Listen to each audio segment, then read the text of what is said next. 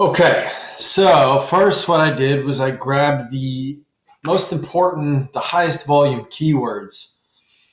Okay, so fire extinguisher had more volume, which means more people type it in, but I figured you guys you don't want those types of leads.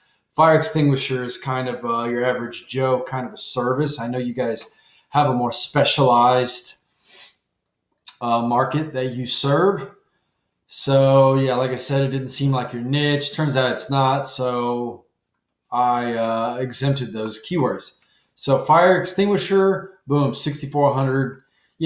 Fire suppression, fire sprinkler system. These kind of sound like fire sprinkler kind of sounds like somebody that doesn't know what they're talking about, but nonetheless, execs, somebody at Apple, the guy in charge of purchasing, he might think it's called a fire sprinkler. So it seems like to me something that an interested buyer would definitely type in, even though it may not be the proper terminology. Uh, it gets the point across, and your prospective customers might be typing that in. It just seemed, I mean, obviously people do type this in. 6,400, here it even shows the cost per click if you're doing Google ads. So, what makes big businesses rank in the map pack? Okay, so I actually took that fire sprinkler, Austin, Texas, and I typed it into Google. Boom. So we got the top three here. So I took those top three and I plugged them into my tool here. So what makes these rank, other than the website being powerful and also tending to rank pretty good, we see a correlation between the top three in the map and the top three in the organic search rankings, search results, which I'll show you in just a minute. There tends to be a correlation. However, when there is not, that tells people like me that we have a very good opportunity to squeeze in there and rank our own lead generation assets. So the top three, they only had 11, 49, and 22 citations. So only 49 is the biggest. So, I mean, I've seen 130, 150. I've even seen 200 in some cases. This is easy to beat. Easy. I typically aim to double the amount of citations of the big boy. So in this case, 100 citations, not hard to do. I would probably go ahead and shoot for 150 just to blow them out of the water. Why not? Don't compete, dominate. Okay, so next, but what about the website itself, right? So let's look at what makes those rank. That's what I was saying, organic search results. That's what it's called. So, all right, so this is under the map, right? So we had number 2, number 7, and number 9. So the top 6 are all yellow pages, other than number 2. So it was yellow pages, Indeed, jobs. So like nobody's really powerful in this area, which surprises me because it is as you guys know, you're wanting to expand here for obvious reasons because the real estate market, the growth here, especially with big tech companies, aka your ideal clients, is explosive, right? So basically, what we're looking at here is a lot of holes in the rankings, which is amazing. It's amazing. So basically, we had these three main guys, right? Impact, Kaufman, and WSFP. All right. So I took the top one, WSFP, threw them into another one of my tools to look at the metrics. Look how powerful the site is, right? I said the metrics were so. These numbers go all the way to 100, all right? And 18, 23, not bad. But this power is all coming from the root domain here. None of the power is coming from this Round Rock area. So what does that mean? So imagine I've got a software company and I have a main production area, and then so I purchase fire protection for that. And then I go and I build a separate add-on to the building and I don't put fire protection services there. I'm not protected in that build on. This is kind of in that added on part of the building. This is kind of a similar concept. So they've got power protection in this main area, but they don't have it in this offshoot that's ranking in the Round Rock area. So that means it'd be easy to beat them, easy. And their main domain's not even that powerful. Now, if it was a 30-30 or a 40-40 or something, I might say, okay, all right, touche, well done, but not much to be seen. And this is the number one guy, right? Next, I took Kaufman, did the same thing. Once again, all the power comes from the root domain, Kaufman. So they built on this extra part and they didn't go buy the fire protection services, AKA they didn't put any power into this part of the domain.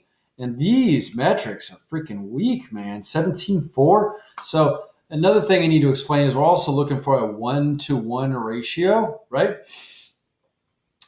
This is not a 1-to-1 ratio, not even close. So, yeah, easy to beat. The Austin location has absolutely zero backlinks coming to it, no power in this build on, like I was saying. This smells like an opportunity to crush it locally. Apparently, I typed in opportunity, but you get the idea.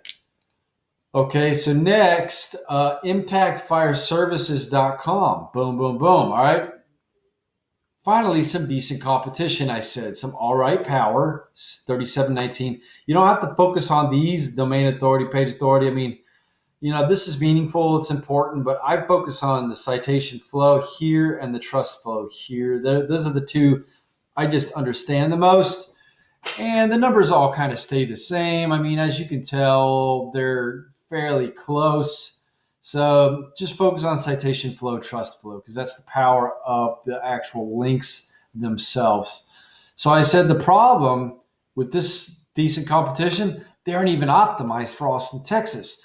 Their content talks about Pflugerville. They don't even mention Austin. And another thing, their homepage has only 925 words in it. So I typically do almost twice that amount. So 1,500 words on the homepage alone. The whole site itself typically has about 4,000 to 6,000 words throughout the entire asset. So they are not targeting the Austin area the way that they could be, and they're popping up. So just another example of easy opportunity. So what else do we have here? So I went ahead and I took these guys because they're kind of halfway, even though they're the third in line. They actually halfway have some decent metrics. And I went ahead and looked at their link profile. So this is what gives you those metrics. So it's not bad. So we got 33, 34. That's pretty powerful. That's pretty good. So all of these are pretty good links. But again, they're probably doing well in the Pflugerville area, but not in Austin. They're number 3 below. Actually, they're number 7, 8, or 9, something like that, below a bunch of crap like Yelp and Indeed, which is offering jobs. So yeah, it's crazy. Just doesn't make sense. So it's a lot of huge opportunity here for us right now. Okay, next steps, right? Number 1, build a site with more content and better on-site SEO. Not hard to do. The competitors are not on top of their game. Number 2, copy all powerful backlinks from the competitors. AKA, I come here, I try and get a backlink from every one of these sources. Not hard to do. I probably wouldn't be able to get one from impactfireservices.com, but that's okay. I've got my own link sources. So first I'd try and copy everything, and then from then on out, I would go find my own stuff. Yeah, that's why I said number 3, find additional topically relevant backlinks to push massive power into the site, right? Number 4, build out a Google map location from a local mailbox. I can do that whether or not you have a physical location. It's not important. So that's why this is great to get started now rather than wait until you find the right office, this and that, because I don't need a mailbox. I can do that myself. I've got a couple tricks up my sleeve to pull that off. So then after that, build out citations to the map location to help that bad boy rank like I talked about in the very beginning. And then we build out profile style backlinks complete with an AP, name, address, phone number, citation. So once that Google Map location is built out, then I can start to build profile style backlinks, which are not only a backlink to help pump the site up, but also citations to pump up the map listing. So very, very powerful, very important. Those things are amazing, and they do cost me money. But luckily, I know where to find some pretty reasonably priced ones, so I don't have to jack my costs through the roof.